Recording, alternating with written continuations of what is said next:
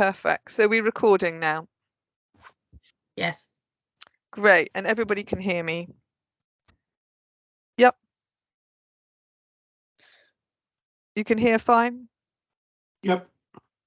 Fantastic. So my name is Emma Lim, and we're going to be talking about sepsis, but also about Group A Streptococcus. And Group A Streptococcus looks like this. So the strep is from the Greek word to twist, to be easily twistable, and coccus is a berry or a seed. So you can see a nice twisty line of cocci here. And just to take you back, because I think it's really easy to forget about how it came to be, all the different types of streptococcus. So we have streptococcus as the whole genus, and we have three types: the alpha hemolytic, the beta hemolytic, and the gamma hemolytics. The alpha hemolytic are partially hemolyzed, and you can see here, can you see the alpha one is partially hemolyzed? The beta hemolytic strep completely hemolyzed. This is a blood agar plate, and this is a band of hemolysis. So you can see the blood has all been lysed by that beta hemolytic strep. And this is important because your anti-streptolysin O test comes from looking for that area of hemolysis. And the gamma hemolytic, they have no hemolysis at all. Now, the alpha hemolytic strep includes strep pneumoniae, which you know causes lots of pneumonias. It also includes the viridans species, which causes problems like endocarditis. But today we're going to be talking about beta hemolytic strep. Now, there's Lancefield groups under beta hemolytic strep, and they actually go from A to W. But we're only interested in group A today. Remember, group B strep is what pregnant women and little babies suffer from. And the gamma hemolytic are all the enterococcuses. But this is what we're focusing on today. And the reason we're focusing it on is this. So this is information taken from the government website, and it's almost up to date. It's just the last few weeks are not in there. So if you look here, this is scarlet fever notifications. This is January, here is week 1. Now, normally we see a lot of scarlet fever around March, around springtime. That's when the normal peak is. And this huge high peak was in 2017. And you can see this incomplete blue line here is what's happening this year. So all of a sudden, there are a lot of scarlet fever notifications really early in the year, and it looks like that peak is much earlier than we would expect. And this is probably because COVID and the way that viral infections and their prevalence in the year has completely changed. And I guess we'd be worried about that. But the reason that we're really worried is this line underneath here. Now, this is the laboratory notification of invasive group A strep. So that was, you can see here, this is notifications in the thousands. These are, so invasive group A strep is much less common. It's rare. But you've got like 80 to 100 notifications down here. And this black line here shows you what's happening this year. So this, again, is a much higher peak than we would expect. And this is what all the press is about. And sadly, this includes the 10 cases of children that died. So, and when we think about group A strep, this is group A strep here, it can cause a number of things. So it can cause tonsillitis, and that's what you're seeing a lot of. It can cause scarlet fever. And remember, scarlet fever is a notifiable disease, and I've put the link for notifications here. It can cause impetigo, cellulitis, erysipelas, a whole load of skin conditions, and it can cause pneumonia. These 4 dark circles here, these are post-strep autoimmune complications, and I am not going to be talking about those today because otherwise we'd never finish this talk. So you will be used to thinking about chorea, those are funny movements after a streptococcal infection, and glomerulonephritis as an autoimmune complication of streptococcus, and rheumatic fever. And of course, the one that people have heard a lot more and is a bit more recent, which is pediatric autoimmune neuropsychiatric disorders associated with streptococcus, which typically are like OCD or tics. So that's just to keep in mind, that's where they fit into the bigger picture. Now, all of these light green infections are very common. Can I just get somebody to mute? I can hear somebody moving around. Maybe Laura, you could mute everybody but me. This is the other thing that people are worried about now, and this is invasive group A strep infections. Now, this is different. This is more like sepsis. So this is when the strep bacteria invades either through a small cut on the skin or through your tonsillitis or your lungs through pneumonia. So you get an invasive, serious infection. And this includes toxic shock, pneumonia, and we have seen increase in empyemas. Interestingly, there were lockdowns south, so they've had a lot in the last couple of months, sepsis, and of course necrotizing fasciitis, which is really rare but very, very serious. But I'm going to start with thinking about the common things, because I think that's what we're seeing a lot of at the moment. And one of my big questions is, and I don't know if anybody can think about this, is, but how on earth do you know if somebody has group A strep tonsillitis or just a viral infection? So let's think about a case. Now, I was on ED on Monday, and I think I saw 9 of these cases, just the age was different. So a 7-month-old with a week of fever, snotty, miserable. They were drinking fine, but not eating much. They had less wet nappies, but they were not dehydrated and alert. And they had red tonsils, but no pus, no lymph nodes. They were incredibly snotty, sneezing everywhere, no rash, and a clear chest. So who would like to say what they would do for this child and whether they think this is group A strep or not? So let's have some answers in the chat. And Laura, can you read out? Is there anybody who had been brave enough to type things for me?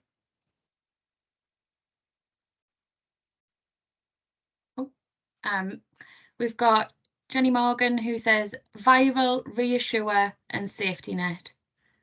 And then we've got Samuel Brian saying not gas. Rehab is viral. We've got a few other people saying viral tonsillitis seems to be likely viral and safety net. In current climate, swab throat and offer best supportive advice and safety net, and could be strep, probably viral. Excellent. Well, I'm really pleased. Jenny Morgan, you can come and do the talk with me. You are completely correct. And I think that we know that, but how do we get that across to everybody else? And how do we get this across to the public? Now, as GPs, you're all really good at this. And I know many of you will use the Centaur score. There is a little bit more evidence that the fever pain score is better in children down to the age of 3. So it's not perfect in 2-year-olds, but there is slightly more evidence it's better than the Centaur score. So fever in the past 24 hours. So if it's longer than that, again, it's like to be viral. Anybody who's got a cough or a runny nose, it's likely to be viral, not group A strep.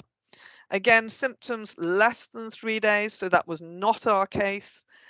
Purulent tonsils, and now we often people worry about purulent tonsils because actually you can get purulent tonsils with EBV, you can get tonsillitis, and so it's not the only cause of pus on the tonsil, but you do get 1 mark for pussy tonsils and severe tonsil inflammation.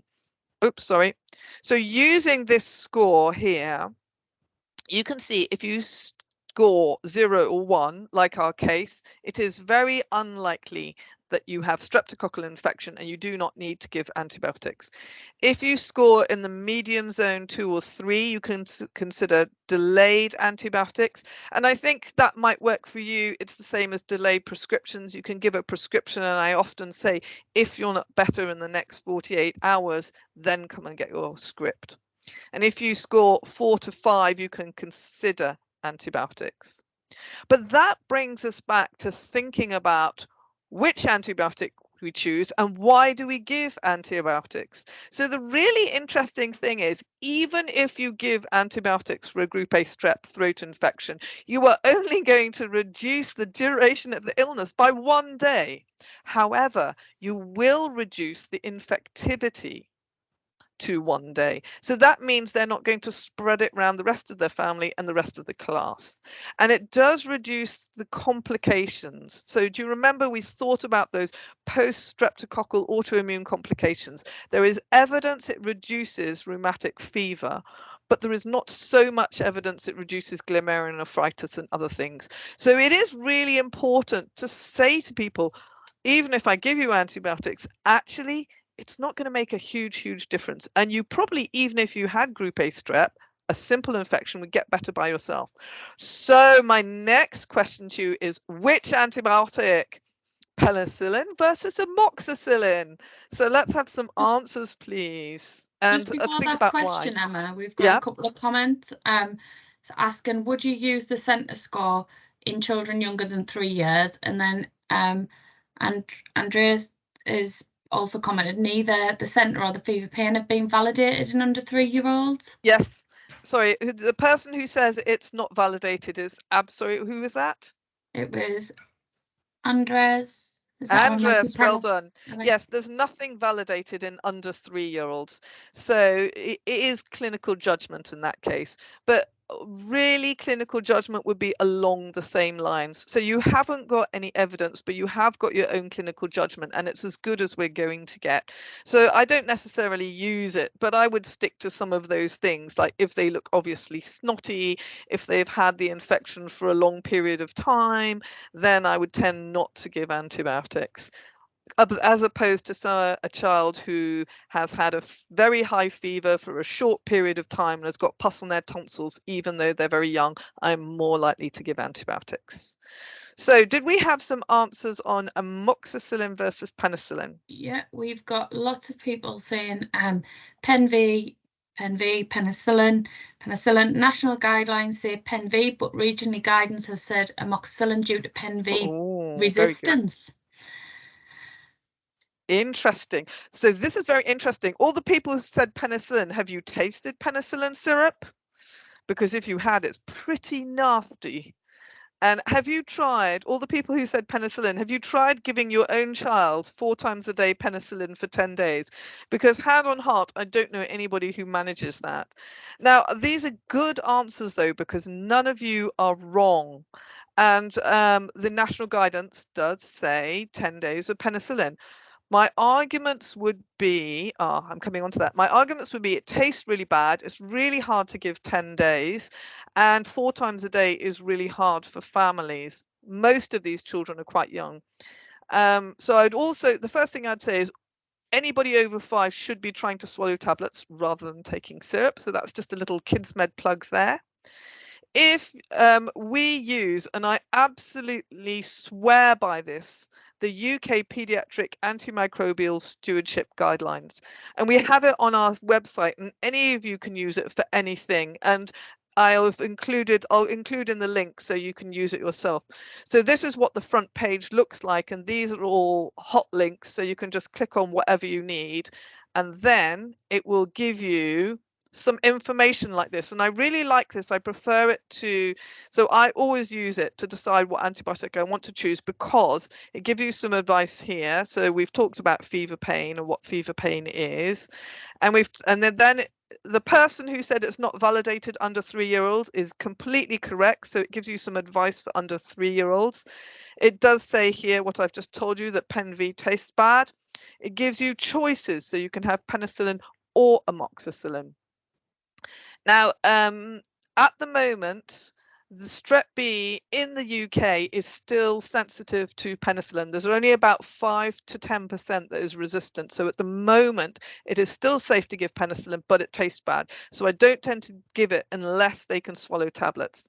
Now here it says you can give for 5 days, just 5 days, 10 days for recurrence or relapse. So you can use a shorter course, okay?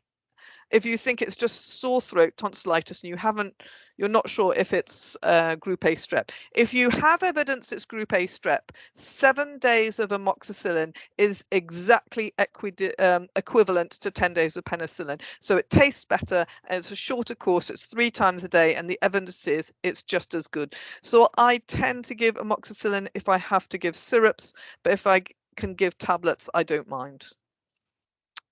So this is just any comments on that? We will talk a bit about it later because you may want to ask me more. What I would remind everybody to tell all their patients is group A strep is really infectious, and the most important thing is not really to give antibiotics, but to actually stop everybody else catching it. So use tissues, don't stuff them up your shirt's sleeve like a granny, throw them away and wash your hands. Absolutely, hand washing. This is why we didn't see it during COVID, because everybody was wearing masks and everybody was washing their hands. So we have to go back to that kind of era. So this is the second case. We have a 14-year-old with a fever. He's complaining of a sore throat. He can't eat, which is very odd for a 14-year-old boy. He says he's very achy, he's very tired, and he's got some pussy, horrible looking tonsils, and his tummy's a bit tender. And this is his rash. Does anybody want to put in the chat what they think this is and whether they would give him antibiotics or not? Oh, sorry, I didn't say. He's had these symptoms for a week. So we've got Sirin Vaza, says scarlet fever. We've got Kosa saying treat ABX and notify. Sorry, I'm not clinical, so I don't know. Antibiotics. So I'll give you a clue. All right. So the people who are first off, that these are good ideas. When I touch his rash, I can't feel anything. It's a sort of fine maculopapular rash. It doesn't feel that bad. We've got scarlet fever and treat, but then we've also got Rehab who says it can be glandular fever. Oh, Rehab, you're on fire today. Well done. Now this is important because this is the bit where we all wonder what to do. So here's a 14-year-old, and I think it's really important. What you need to know is the context. So what is happening to everybody else at school, right? Is this somebody who is in a school with a high prevalence of group A strep, or is it somebody who's just been on a camp and has just started snogging his girlfriend? Now, this was actually an EBV rash. So I put it up there because I think that this is the problem. You aren't really going to be able to clinically tell the difference, and you may need to think. Remember, EBV might be more common in an older child to be unwell like this, because the younger children with EBV will just have a little cold. So when you see a 14-year-old, because it is unusual to see these older children, and you might want to do throat swabs, you might want to do a monospot. But I found this really interesting paper for you here. So in this paper, they had 200 children with EBV. Only 18% of them had a rash. And of those 40 that had a rash, they gave, you can see 21 didn't have antibiotics and 20 did have antibiotics. So out of the 120 children with EBV who got antibiotics, and 75% of those were amoxicillin, only 20 or 16% got a rash.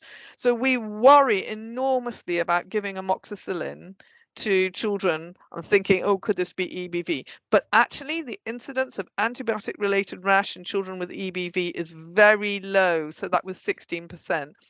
Of that 16%, you still don't know if that rash was just because of the EBV or whether it was a drug hypersensitivity rash. Now, they actually, of those 20 children who had antibiotics and had a rash, they offered to drug challenge them. Now, strangely, 10 of the families refused. 3 out of 10 had a definite drug hypersensitivity rash, and 5 out of 10 got a rash again when they had antibiotics again. So probably 8 had an antibiotic related rash, and none of the others had anything to do with drug rash. So it's really interesting. It's much lower than you would expect. So what I want to tell you is don't be scared to give amoxicillin. The chance of having an antibiotic-related rash with EBV is way low. Right, so we're on to, I've labelled it wrong. This is case 3 because we're raring through now. So this is a 13-month-old who's been seen 3 days, who's had 3 days of a sore throat and fever, was really miserable and quiet and sleeping. They're still eating a little bit, but mum is quite sensible and they've just come in because guess what? They've got a rash. Everybody's got a rash these days. So what do we think? Are we going to treat them? And what are we going to treat them with? What's the chat saying? Nothing? Nothing as yet. Oh, you all really quiet. Now I've made everybody worry about all the differentials. So we've got it's gone now. It's jumping. We've got Rhea. We've seen scarlet fever. Lindsay. Scarlet fever. Bara. Yes, I would treat. Very good. So Lindsay and everybody else, very good. Well done. So remember, we've been through the fever pain score. I know he's 30 months old, but he's got a short history. He's got a fever. He's miserable. He's not himself. And this rash, the things to note are, can you see the perioral pallor? So we see lots of children with bright red cheeks, but there's quite a pale patch around these very red lips. And I know this is so subjective because, you know, and no snot. That is the other important thing. No snot there. And then this fine rash, this maculopapular fine rash, which if you run your hands over would feel a bit rough. But I agree with the people. Oh, I'd be interested to know how many people have rapid antigen strep testing in their surgeries. How many people could get a quick answer to this? I don't know if you can. Yeah, I'm just looking. So Jenny Morgan says no. Rashika says no. Rashika we got nope. A lot of no's coming through. Jenny and Rashika, I'm feeling your pain because guess what? Even in my pediatric emergency department, we can't do rapid strep testing. And actually, we've just asked for it. So we're hoping to get one at the moment because it's been such a huge problem. And although it does have some incidents of false positives, it may help us in the situation we are at the moment. So I would treat this child.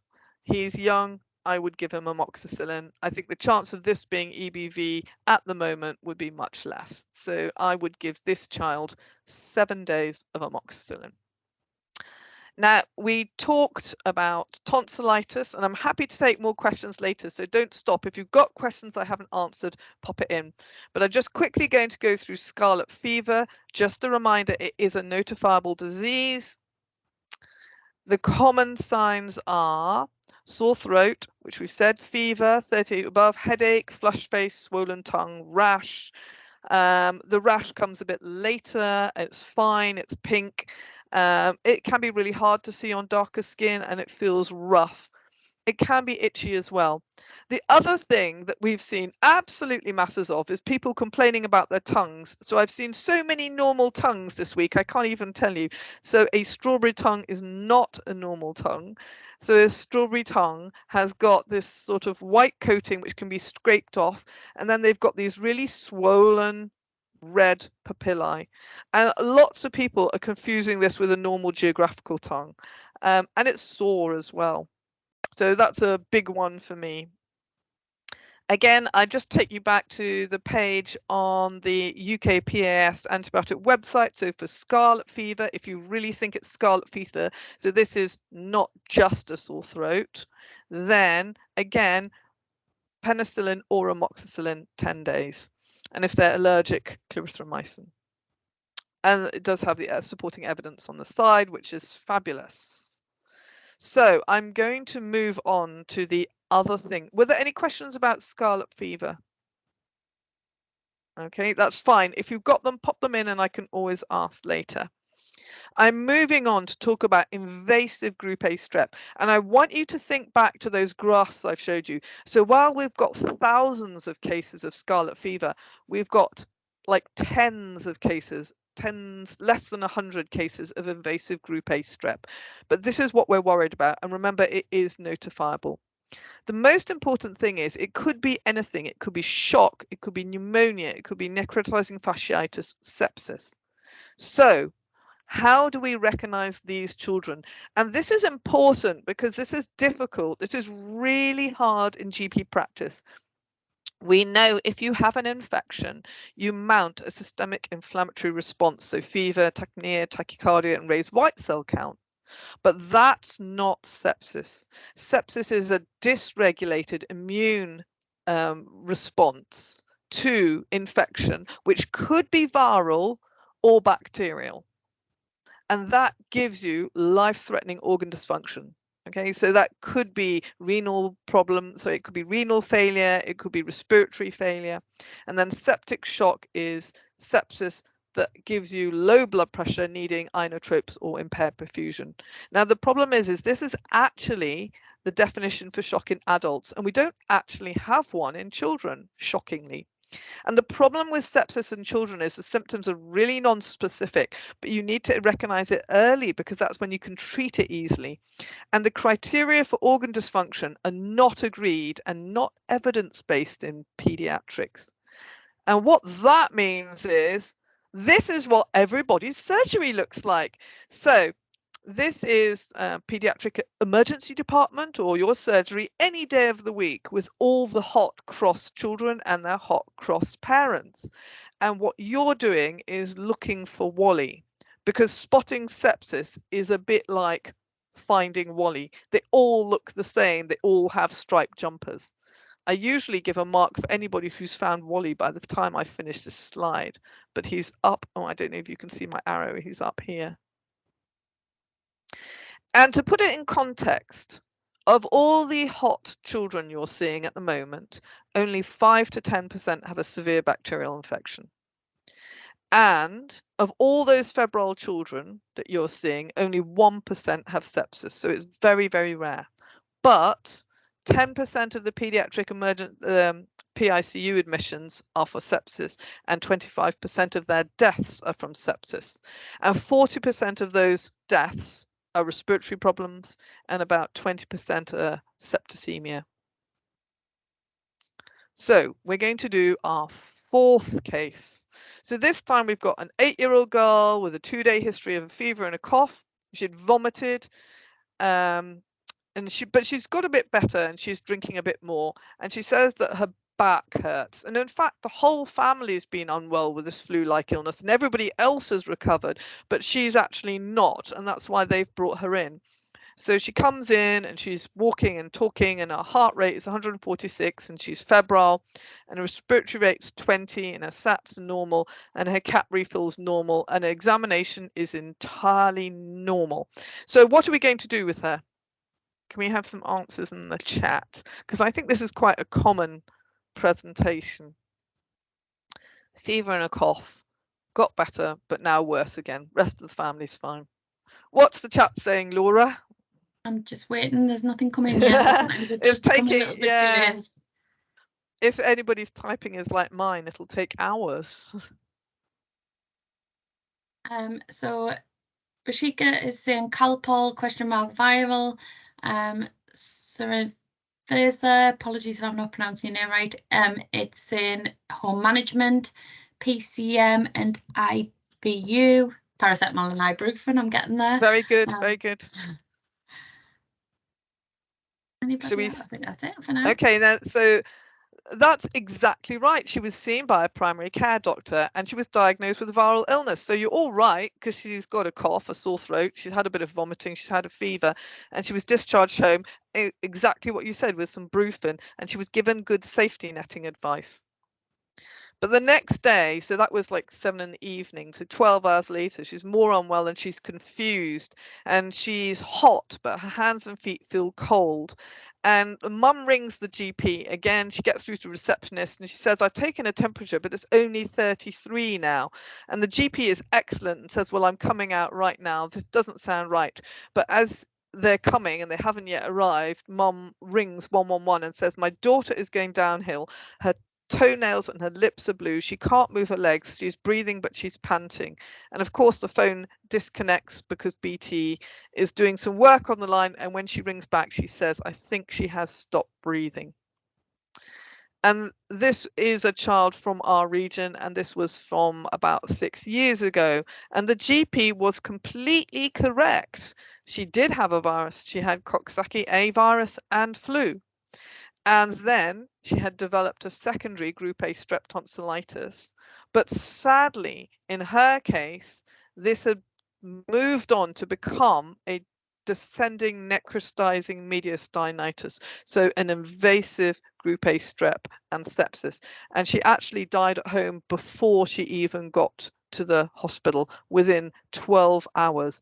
And I think this is what we are all worrying about at the moment. And the question is how do we know, or how do we stop these kind of cases? What can we do in the community? And it's really hard. That GP did nothing wrong. And we went to the coroner's case, and the coroner said that GP did nothing wrong. Because that GP gave good safety netting, they gave advice, it was entirely reasonable. What is so scary is if you look here, NICE, APLS, sepsis toolkit, they give you a range of normal values from 5 to 12. And remember, this Alice was 8. And anything from a heart rate of 70 to 130 could be normal. And she was febrile. And remember, if you're febrile, actually your heart rate goes up. So there isn't a good consensus on what's normal. And we don't yet have a national pediatric early warning score. So you'll be used to calculating news, but you don't automatically calculate pews. So I would say tachycardia is an important predictor, but it's not easy to calculate without centile age charts. And if you've got a 10-minute appointment in a GP, that is almost impossible to sort all those things out. And remember, if you're hot, you get tachycardic, and it might still be a viral illness. Capillary refill by itself is not useful, perhaps as part of a whole score. And respiratory rate, again, by itself, it doesn't tell you anything, because if you're hot, you breathe faster. And even if you have age temperature dependent respiratory centile charts, it doesn't tell me if you've got a bacterial infection or a viral infection, because most children have bronchiolitis. So you need some sort of screening. And the one thing that has changed in 2020, there was a publication of the Surviving Sepsis Campaign for Surviving Sepsis Campaign International Guidelines for the Management of Septic Shock and Sepsis Associated Organ Dysfunction in Children. They made 50 recommendations, but the first is that you need some sort of screening tool. Now, this is the screening tool from the Sepsis Trust, and there is a GP one. So it asks you to think about, is the child feverish? Do they look sick? And do they have any red flag? Now, it sounds like a really good idea, but I'm sure if you work in primary care, if I asked you about all the children you saw today, I think every single child would get one of these red flags because it says crying, tachypnea, tachycardia, few wet nappies, high temperature. There will be, these are very, very common red flags. So while it works in adults, it's not so helpful in children. And my friend Ruud Nijman did this study in London, and he showed that when he looked at febrile children, 40% of all febrile children had red flag signs for sepsis. So this is a problem. It's not very specific. And we audited and we found that 50% triggered red flags. And in fact, in Alder Hey in Liverpool, they looked at 12,000 patients and found that 55% of febrile children triggered high risk red flags. So while they're very sensitive, it's not very specific. I guess on the other hand, if you have no red flags, it does mean you could be quite confident to send a child home. Is there anything else coming? Because, it does leave you in primary care in the sort of situation knowing, well, how do I know if I can send them home or not? Now, the QSOFA score, which is the Quick Sepsis Organ Function Assessment score, there isn't one for children. There is only one for adults, but they did look at a modified one. So they modified it by adding capillary refill and using the alertness, AVPU, as well as heart rate and respiratory rate. So importantly, there's no blood pressure in that. And they did show that this performed as well or better than the NICE high risk criteria or doing lactate or CRP. So there are things coming, but there's not enough evidence for me to be able to say to you, you should use it.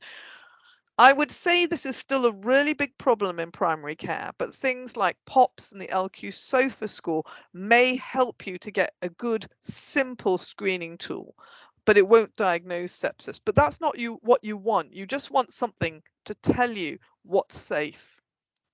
And the problem is, as we've said, in children, the symptoms are really non-specific and you may not get any signs. So they may not be tachycardic. They may not have many abnormal signs. So you do have to think about parental concern. And whenever I talked about this before, lots of my junior doctors would say, well, of course, families are worried. They've come to the emergency department. They're always worried. You can't ask them if they're worried because they wouldn't have come to the doctor if they weren't worried. But this is a great paper by Gill in 2016. Now, they looked at children in hospital and they asked the parents if they were worried to raise an alarm. And in 5 of the studies, the parents were actually allowed to put out a crash call, so ring 222 in the hospital.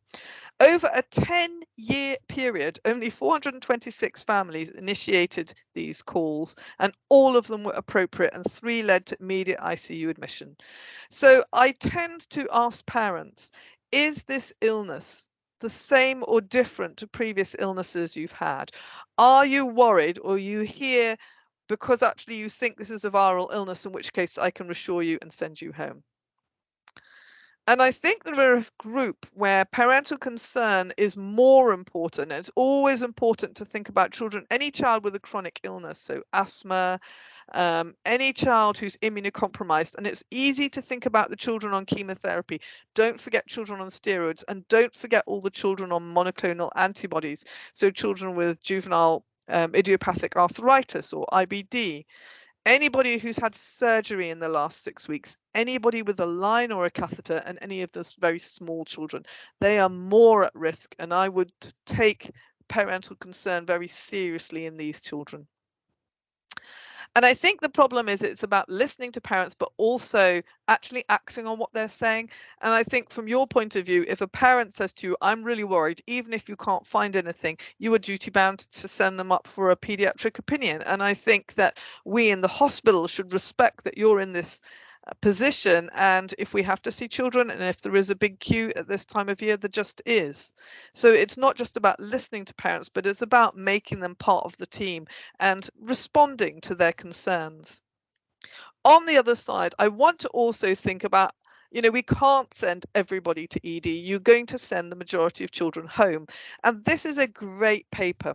So this is a paper that looks at the emergency department. So I know it's not exactly the same as at a GP, but they looked at 33,000 children who came with fevers to the emergency department, and 27,000 were discharged with normal vital signs, and only 47 had an adverse event, and there was 1 potentially preventable case. And this was really unlucky because the child came with tummy pain and then returned with testicular torsion. So I think that really had, I think it was a bit of a red herring. On this side, 5,000 were sent home with abnormal vital signs. So the doctor thought they were well enough to go home, but they were still a little bit hot or a little bit tachycardic. And only 24 or less than 1% had any adverse events, and there were no permanent death or disability. So what I want to say to you is your clinical judgment is good. And I am sending children away from my emergency department who are still febrile, because they're running around with their snotty nose and they're febrile, and I feel they are well, and that is probably safe and probably fine. And the reason that I think it is safe and fine is about safe discharge. So this is the biggest problem for you, because if you're going to send lots of febrile children home, you need to be able to de-escalate the worry. So anybody, and this is the nice sepsis guidelines that say anybody who has been assessed for sepsis and discharged needs to have verbal and written information about what sepsis is, what tests have been done, what symptoms to monitor for, and when and how to get medical attention. Now, remember, from our point of view, that's any febrile child, which is basically every child you see. And how do you do this? This is really still important because this is William Mead, who sadly in 2016 was brought to his GP about 5 times, and he was sent home, and the coroner deemed that his parents did not have adequate information over the weekend about what to monitor and when and where to take him. And his mother went upstairs and found him dead in his cot. So we are obliged to provide that kind of safety netting for families. But fortunately, we've done this through Healthier Together for you. And I use this all the time. So I've just taken a screenshot of our fever page. So I use this quite a lot. And I will show parents while they're sitting in front of me, and I say to them, I think you have a viral illness. I don't think you need antibiotics. And remember, you're only seeing them at one point in their illness. So I say to them, I hope that your child will get better. I want you to have a look at this information. This gives you all this information about fevers. This tells you this is most likely to be a virus, explains how to take a temperature. If your child has any of these red signs, I want you to come straight back to the emergency department. If they have these amber signs, then you can contact 111 out of hours or your GP. If they don't have any of these amber or red signs, it doesn't mean they're well, but it means that they are safe to be cared for at home by yourselves, so you can monitor them. And then you can see there's a little yellow button here, and if I click on that, and I'll show you in a live demonstration, I can send it straight to their phone as a text message, and I know they can get that in front of me, so I don't need to do any more than that, and they will have written and verbal safety netting. So my take-home message for you is antibiotics aren't the answer for everything. Hand washing is. Early recognition is difficult but vital and needs to be combined with good safety netting. And that's where I hope that Healthier Together can help you in primary care. If you've had to rush out or had calls and you didn't listen or wanted to have this talk again, we have a whole series of pediatric sepsis podcasts, which include talking to nurses, patients, young people. Our Healthier Together website. We've got here the QR codes for you, download it. I'll get Laura to talk a little bit more about how it works, because we have it as an app as well that can be connected to your GP practice. And I am just going to stop this. I'm going to stop presenting now. Now, if you'd like to turn your cameras on, what I'm going to do now is to take any questions. Hello, Michael. And Laura will give you a little chat about how Healthier Together works. So it'll give you a little time to think about your questions. Laura, do you want to tell everybody anything that I forgot about Healthier Together? And I'll have a quick look at the... No, I think you've pretty much gave obviously the overview of kind of the Healthier Together website is there. It's available. Emma posted the link to Healthier Together, and I'm noticing some of our surgeries, I think, who I've sent information out to, who've probably shared it with their patient population already. So the website is there. It's open. It's live. We have the Healthier Together app as well, which is also downloadable for families, but it's also open to parents, to practices who can sign up to offer Healthier Together as it has an online consultation element to the app. And I've noticed some surgeries, I think, who are also signed up to that now, and it probably is at the point where they're sharing it with their patients. So basically, it allows parents to create profiles for their children, and it has the acute illness pathways with the red, amber, green RAG ratings, and also the self-care symptoms. If a practice signs up, it then allows them to be able to send an email consultation. Where it varies from eConsult is that the symptoms are obviously there and the parents can click the symptoms, and that generates an email over to the practice with those symptoms.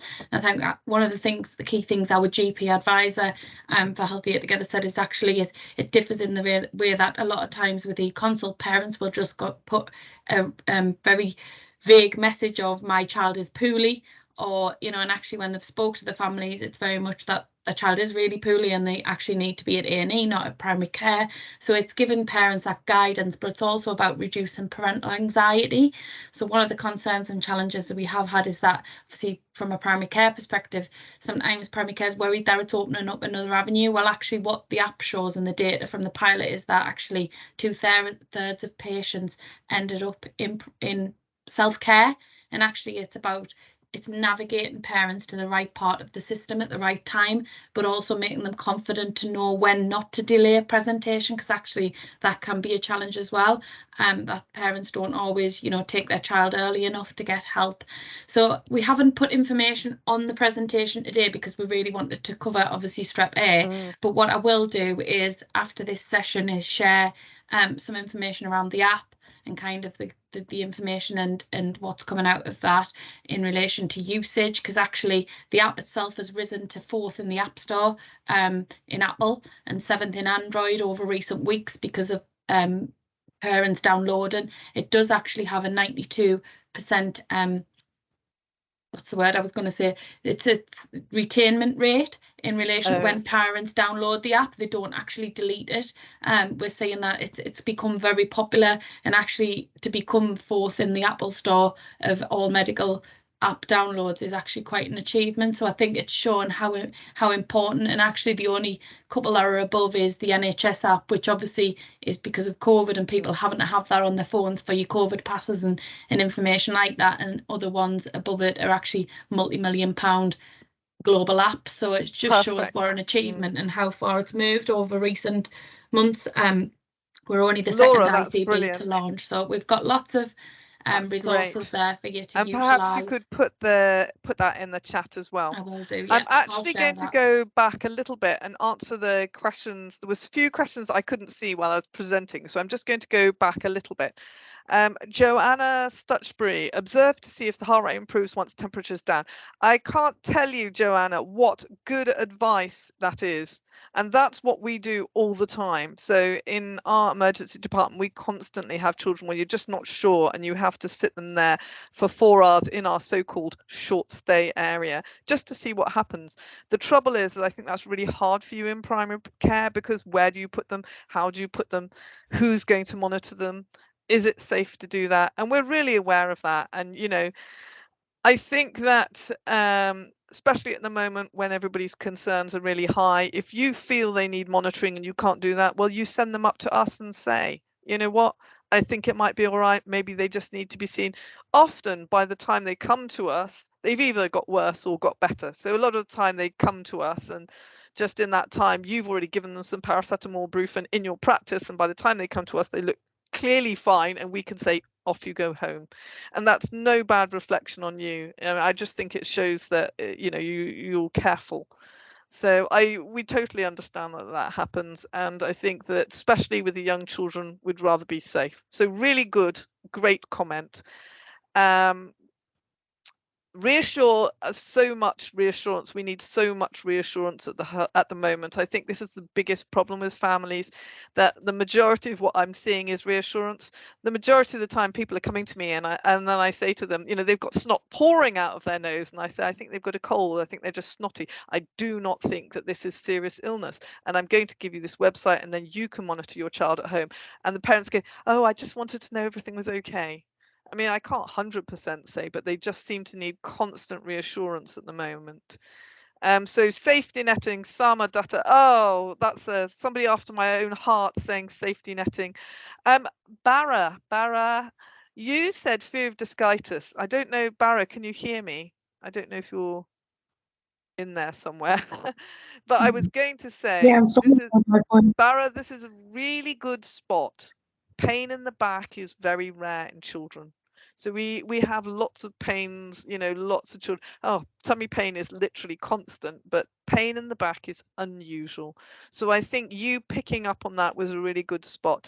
And it's easy with hindsight. So the coroner didn't think that that person, that GP was at fault. And I know that we're looking at that in hindsight, but I think that was a really good spot. If GP had given antibiotics, would have helped? This is a really good question, Rashika. Now, we know that if you spot sepsis early, there is good evidence that you can reduce mortality if you give a bundle of care, and that includes antibiotics, fluids, and inotropes in investigation. So if the GP had given antibiotics and they'd still stayed at home that 12 hours, I can't say it would have been the thing that would have saved that child, if that makes sense. It's that bundle of care. It's the whole thing. It's because sepsis is a dysregulated immune response. So early antibiotics is going to get rid of the bacteria, but that immune dysregulation may continue. So it's a good question of which there is no absolute answer. It is scary. Sorry, this is Dr. Ezzy in concert. I absolutely agree. It's scary. And I think that we are caught at the moment in this awful, there's a lot of fear in the community. So it's very tempting to want to give everybody antibiotics. But remember what I said, that even if you give all the group A strep antibiotics, it's only going to make their illness 1 day shorter. It might stop a few other people getting it. So what you're treating is your own anxiety and fear. And we're all anxious and we're all worried because we all go, oh, did I just send that one? Yeah, I do it all the time. You know, I was on Monday, I saw like 10, 15 children. And the first thing I did on Tuesday morning is to look up to see what somebody's CRP was, because I left them to wait for 4 hours and they didn't get less hot and they had some blood tests. And I'm always wondering, was that the one I sent home? You know, are they still okay? But I think it's our job to hold that anxiety and to say to people, it's rare. Even with, you know, you're going to have millions of sore throats. You've got thousands nationally. There's only about 800 notifications of scarlet fever, and you've got like 80 cases of invasive group A strep, of which you've got 10 deaths. So it's all about reassuring people and ensuring that the family and parents know what to do when their children deteriorate and where to go and when. So it's all about getting to the emergency department if you're really sick, but staying away from the emergency department and your GP if you have a cold. Does that make sense? Please post the links. Yes, I think I've tried to post that just below. Current advice has been low threshold for antibiotics at the minute, and strep A may be co-presenting. Yes. Lindsay Hunter should be. Where's Lindsay? Lindsay, this is a fantastic question of which I also have no answer. What is really fascinating is we know that group A strep is a commensal. So some people can sit with group A strep on their tonsils for like weeks and weeks, and it's not even going to make them sick. It's just sitting there. And that when they get that other infection, so that flu or RSV or whatever's going around at the moment, that's the point where it invades and makes them unwell. So there is something, I think in the future, I'm part of a big diamond, it's called Diamonds. It's a big cohort study where we're looking at fever throughout the EU. And we've been looking at getting a huge biobank of data of host responses to fever in children. So I believe in the future, we will be able to predict which of these children are going to get ill and which aren't. And I am sure that you are right, that it isn't just having group A strep, that it is a combination of a certain kind of host. So perhaps it's a child who's slightly immunocompromised, maybe they have Down syndrome, and they already had strep as a commensal, and then they catch flu, and they're the ones who are really at risk, because we saw that Down syndrome children did very badly in COVID. So it is absolutely not about one thing, it's about a combination of things, but we just don't quite know which combination yet. So I think in the future we will be looking at combinations of infections at being high risk, and that's that chickenpox group A strep thing that you have to worry about. Thank you for your talk. Oh, that's so kind of you. Thanks a lot. People going back to work. What alternative antibiotics can we use if Penv and amoxicillin not available? Great question. First of all, I would say none. And second of all, I would say get them to swallow tablets or capsules, not syrup, because I think those are much easier to get hold of. They're better for children. And I would totally say, look at our kids' med. So any over 5-year-olds should be on tablets. Alternatives, clarithromycin. I would try and save clarithromycin for children who are allergic to penicillin, for two reasons. First of all, it doesn't taste very nice. And the rates of macrolide resistance are increasing. So I try and hold it back. It's on one of our used less frequently groups of antibiotics. So my thing would be to try and get them to swallow tablets or not give them any antibiotics at all, unless you're really worried. So like all the snotty kids don't deserve them. I gave one, did I tell you I saw 10 children on Monday? I didn't give any of them antibiotics for group A strep. I gave one person antibiotics because they had pus pouring out of their ear and a perforated eardrum for 2 weeks. But nobody else got antibiotics from me on Monday. I see it's exactly 1 o'clock now. Has this been helpful, first of all? Some nods, that's good. Feel free to leave. I totally appreciate you've all got clinics and things. If you want to stay on, I can give you a little tour. We can have a live look at the Healthier Together site if you haven't used it before. Would you like to do that? Yeah. Okay.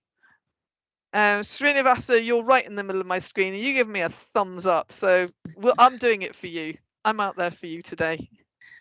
Yeah, we've got a few people saying yes, please. So yes, if you want to stay on, obviously we know we're running over, but we can give a bit of a live demonstration of the website as is.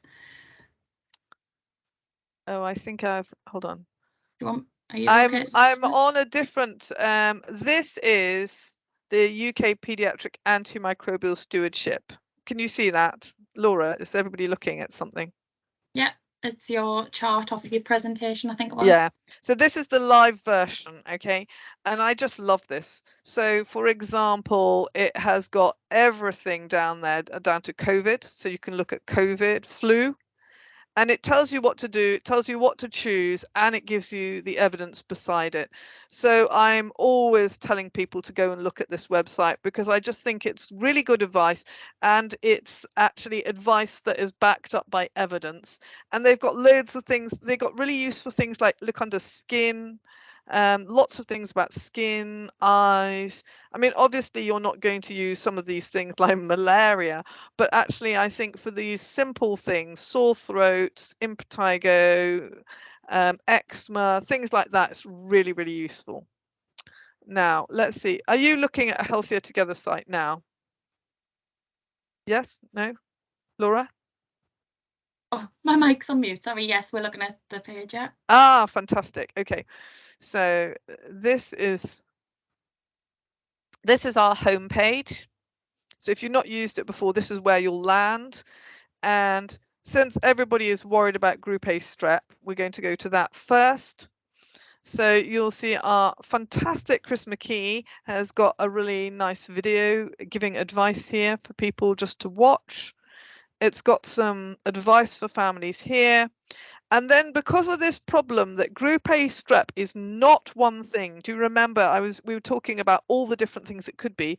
What I would like people to do is point them to specific things. So have they come because they've got a sore throat? And if they've got a sore throat, then look at, tell them if you get a fever, you can look under fever. So say we look under scarlet fever here. Then you'll see there's advice for families about scarlet fever, and then there's some pictures for them to show them what to do. And then this goes down to the RAG, the red, amber, green rating. So the red, they come straight to the emergency department. The amber, we've put GP or 111, so they don't call you out of hours. Obviously, on the app, you would get a message which you could respond to.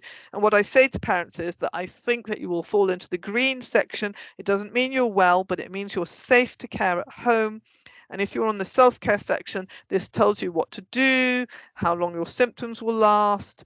It will tell them about giving paracetamol, is it dangerous, what you should do, hand washing, and where to seek other help below that.